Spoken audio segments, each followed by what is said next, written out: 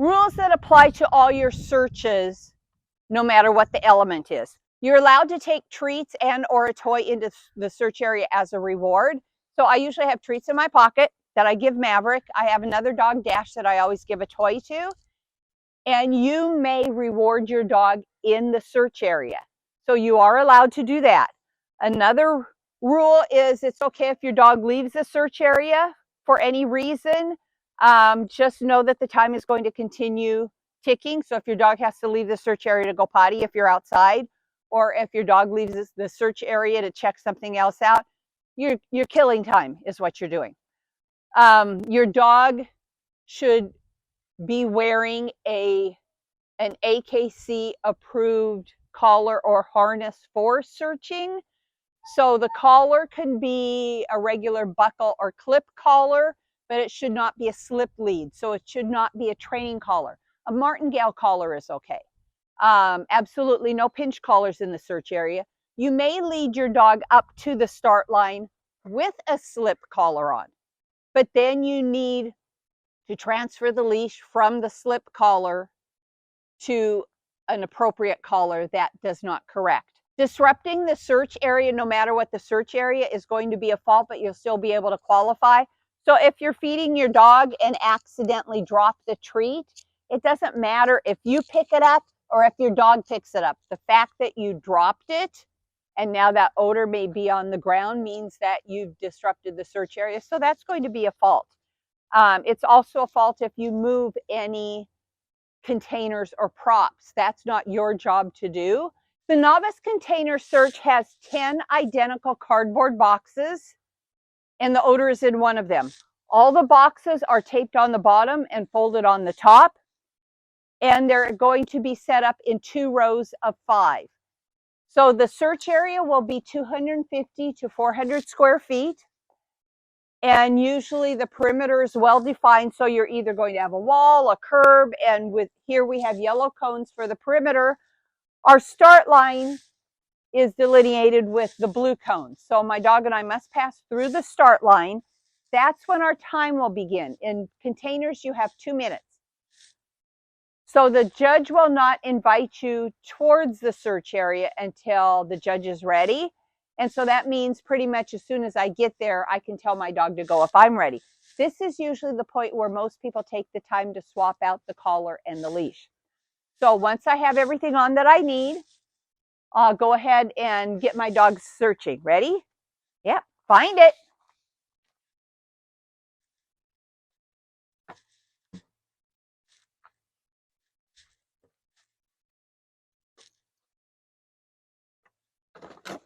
Alert. The judge will say yes because this is the correct container. And then I'm allowed to feed my dog as close to the odor as possible. And then I'll leave the search area. If there's space between the boxes, I can leave out the side. Or usually in container, it's just easiest to walk back out through the start line.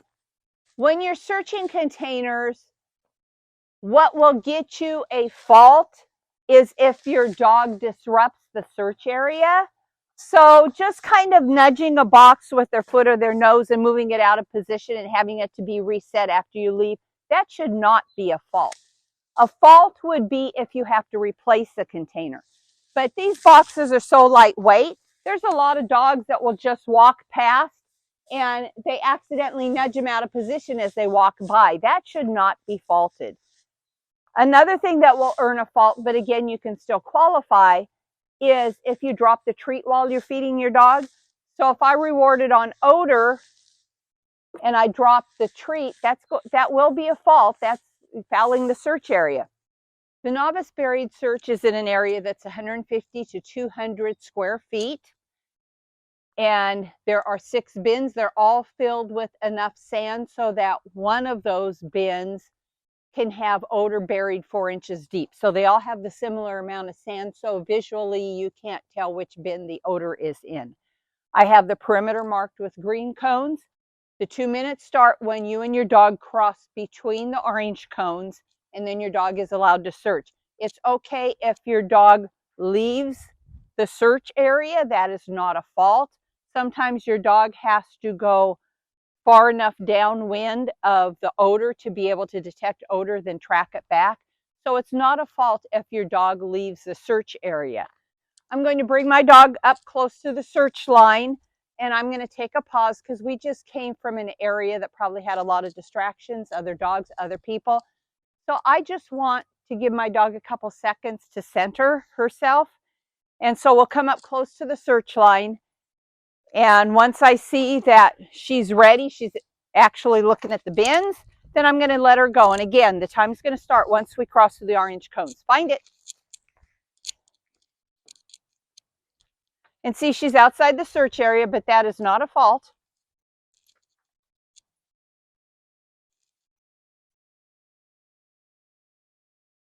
Alert. Yes, good girly. So, good girly. I'm going to feed her close to the bin. I don't want to feed her on top because I can't tell you how many people accidentally drop the treat in the bin and then we have to fish it out afterwards. Good girly. So what would get a fault is if you did drop a treat in the bin or if you dropped it actually anywhere in the search area. That would be disturbing the search area. Your dog should not be stepping on top of the grates. So these are plastic tubs and then cooking cooling racks. So they're just set on top. The bins have handles and that's how they lock in place.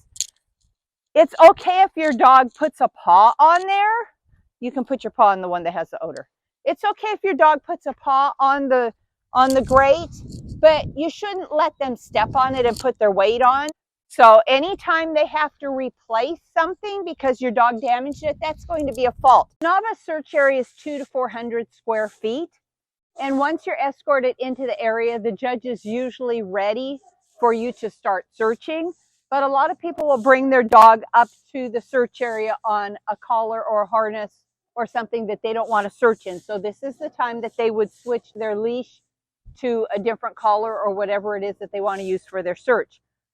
When you enter the search area, your dog must cross through the entrance.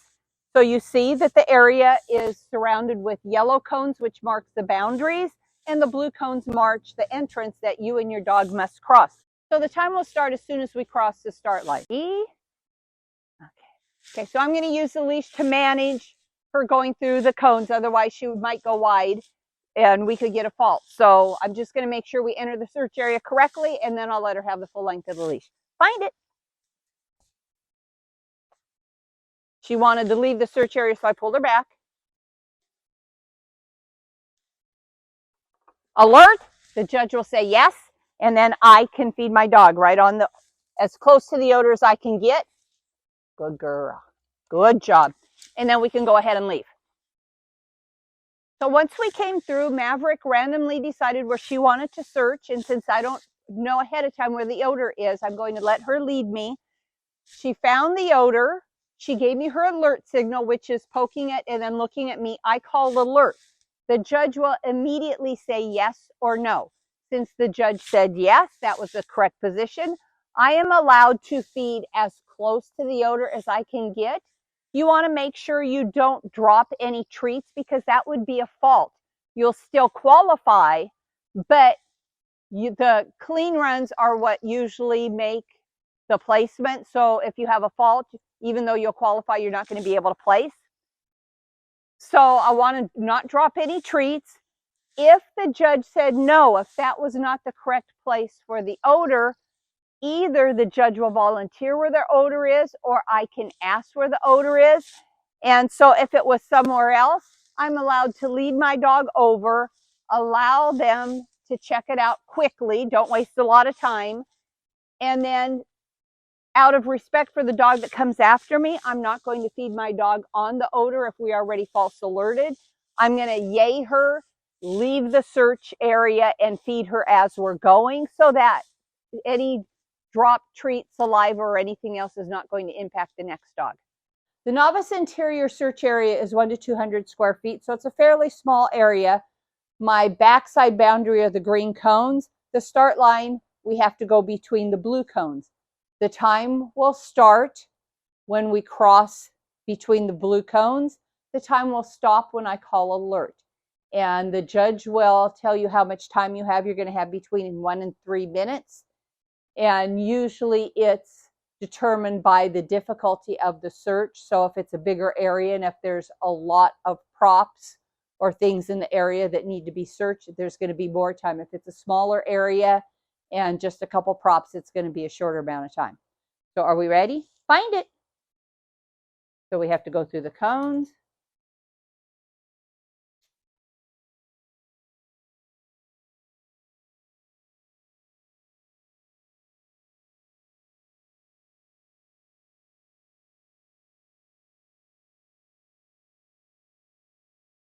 Alert. Good girly. So it started when we crossed between the cones. The time stopped when I called alert. Maverick's alert behavior is she gets as close to the odor as she can and pokes it, and then she looks at me. So she did that very nice. It was obvious to me that she found it. You saw her searching. She wanted to go outside the search area. That's not a fault. It just eats up time. And what would be a fault is if I dropped treats when I fed her or if she disrupted the search area. Handler discrimination is included in a lot of AKC Scent Work trials, but it's not one of the element searches. Your element searches include interior, exterior, container, and buried. Handler discrimination also does not have any of the target odors that are in the element searches, and your target odors are birch, which is what you'll have in Novice and nothing else, anise, clove, and cypress.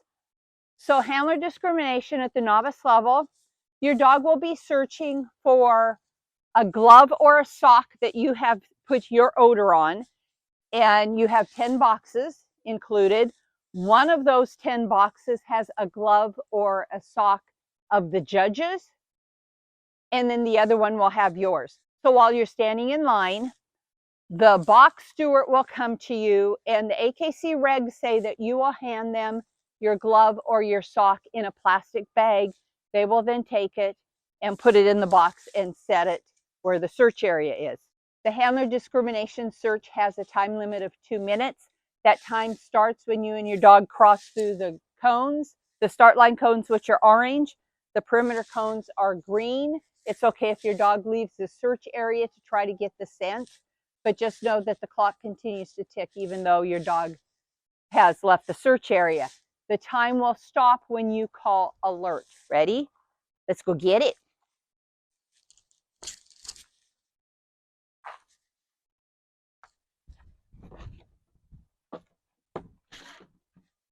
And see, these boxes are so lightweight, they're moving on their own. So this, yes, alert. Good girly. So the time stopped. She definitely found that one. You saw that she was a little bit interested in the corner box, but knowing my dog, I knew she would be more than a little bit interested if her tug toy is in there, because we treat this as a tug toy. This is her reward. Good girly. And then the judge will have you take the box out that had your scented article in it, and then the next dog coming in will get a fresh box that never had anything in it.